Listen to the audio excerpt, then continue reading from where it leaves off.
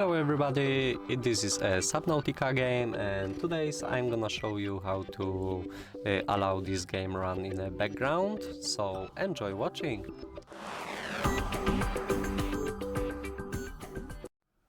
The first thing obviously is entering the options. Now we have the first general tab and the second option run in the background, so we can mark this option and keep the game running in the background on focus loss. So this is good if we're changing a lot between the screens or we alt tabbing the game. That may be helpful for you.